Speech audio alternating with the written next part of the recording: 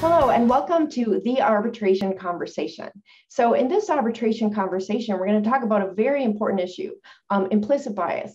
Implicit bias is definitely prevalent in the area of arbitration, and it's something that we need to talk about, we need to think about. And so today I have a guest, Ashley Rafael. Ashley is general counsel to Midway Moving and Storage, where she practices commercial litigation and negotiation contracts with corporate clients and government agencies such as the City of Chicago, Chicago Housing Authority, Board of Elections, and Chicago Public Schools. She's also an arbitrator and an avid arbitrator in consumer and commercial cases in Chicago. So Ashley, thank you so much for taking time with us. Thank you, Professor Schmitz. I'm so excited to talk to you and your students about this important topic.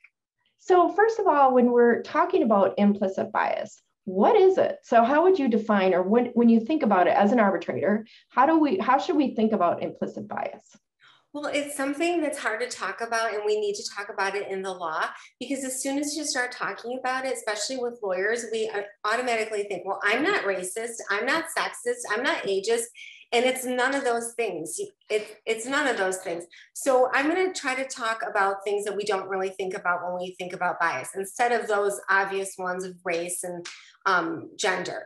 So basically, bias is something that's subconscious, so we all have it. So it's not something that we say, oh, well, I don't like dogs. We know I don't like dogs. No, it's something that we don't really think about. Why do we have it? Because back in the caveman days, it was just easier. We had to make rapid connections of our tribe versus someone else's tribe. So we became very comfortable with things that were familiar to us. So it's something that was someone who was our size, our race, our religion. And when we saw someone who we thought was a threat, we had to make a quick judgment that that person's a threat. I need to stay away from them and I have to do something quick. But now those quick judgments are no longer useful to us anymore.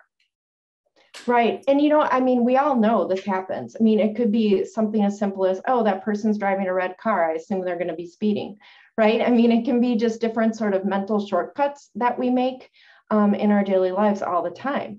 And, we don't even talk enough, I think, about implicit bias of judges.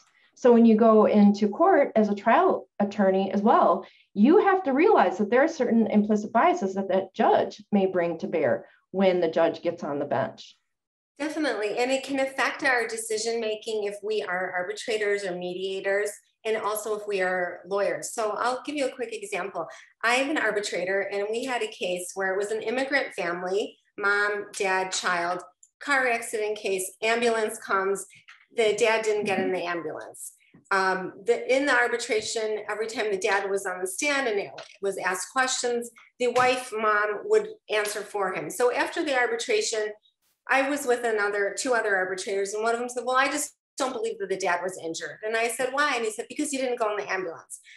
He testified that I didn't go in the ambulance because I thought I had to pay for it and there wasn't enough room for me. So I sent my daughter and my wife instead. And so I said, no, you don't understand. That's an immigrant thing. He's macho. He would never, even if his leg was broken, he would have sent his wife and child and he wouldn't go. It doesn't mean that he wasn't injured. And then my colleague said to me, well, I don't know if I believe him because his wife was answering for him every time they asked him a question. And I said, well, let me explain that. In an immigrant family, the one with the better English is kind of the spokesperson for the family. So there were a lot of objections, let the witness answer. And I said, this is why. It doesn't mean that he didn't know the answers.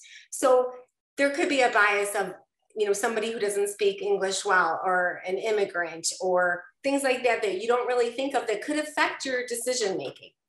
Well, and the thing is, at least in my own, when we think about litigation, right, there's certain sort of niceties of due process and everything that's happening in the courtroom to some extent that can help in some ways, but it can also hinder, right? It can make it worse because it's so formal that it can make it especially stressful for the individuals involved in the case. But in arbitration, it also has dangers because of how enforceable arbitration awards are, right? And so it's very enforceable. The FAA Section 10 is so limited in terms of that review that it means that that arbitrator has an awful lot of power. And if a decision is informed by implicit bias, that brings up some real concerns. Exactly. And I feel as an arbitrator, I'm constantly assessing credibility because it's always a he said, she said, or even on the evidence alone. So we don't know. And so we have to look at people and say, are you, and sometimes both parties are lying. So it's like, who is telling me the truth? So is the person in the three-piece suit, is he more credible than the person who has tattoos and a baseball cap? Not always, but we tend to think that that person is more credible because he's better dressed. Or someone with better hygiene, are they more credible? Clothing, size, height, age, all these kind of things come into play with it. I almost wonder, it's funny, but I almost wonder if text-based desk arbitrations in some ways are more kind of fair because you're just basing it on the papers, right? And a lot of smaller expedited cases, they end up being desk arbitrations. So have you ever thought about that? I wonder, because now you don't have those same sort of implicit biases necessarily. That's true. And also now with Zoom, I feel that we are in people's homes. And so I've had arbitrations on Zoom. And then after we leave, that sometimes it's somebody who has their children all over them or pets. And I've even been in an arbitration where one of the parties takes us in the car with them.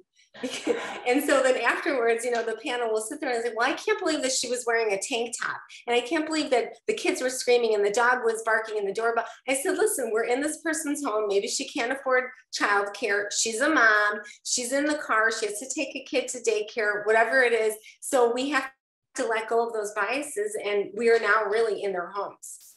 Yeah, no. And I think it just makes it so important to really think clear-headed about any case that you have.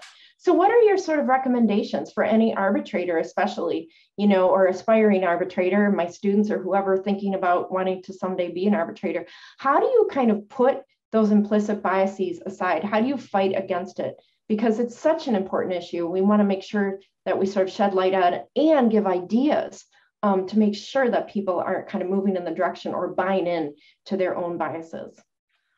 Well, I think the first thing is to be aware of it. If you remember back in the 80s or 90s, we used to say, oh, we're colorblind, we're gender blind.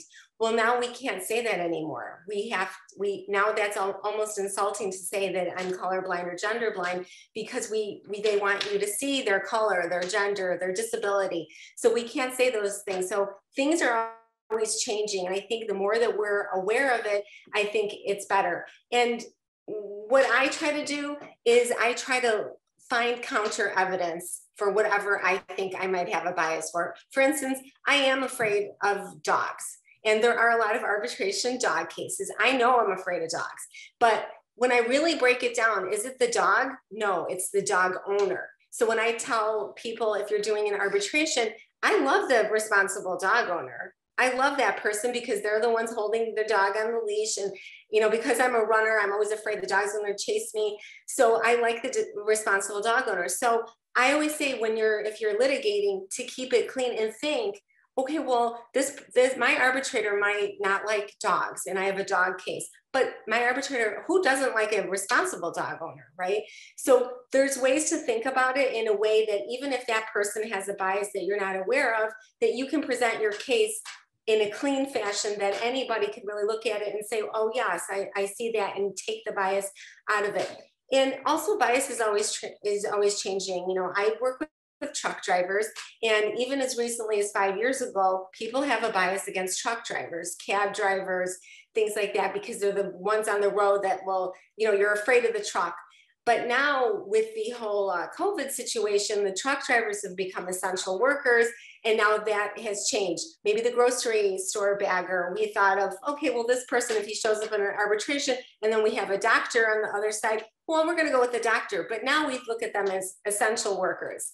And so we have to look outside of that. We have to find counter evidence. And that's what I try to do. So even if I have some information coming to me, I will try to find, well, why shouldn't I believe that? I want to find other sources so that I'm not always going with my bias, because implicit bias, the problem with it is it turns into confirmation bias. And that's when it affects us lawyers. So even with the COVID, if I strongly believe in one way with masks, let's say, any information I get, I'm going to put it in the bucket of my belief. Even if it's counter evidence, well, I'll say, oh, that's a one-off, or that never happens, or that's skewed because of the statistics or the numbers that they use. So it's really important to say, well, I'm going to find information that I believe a certain way. I'm going to look for information to counter my belief. Yeah, no, and I think, the point, first of all, about awareness, I mean, I just think awareness and honesty are just entirely, just absolutely essential.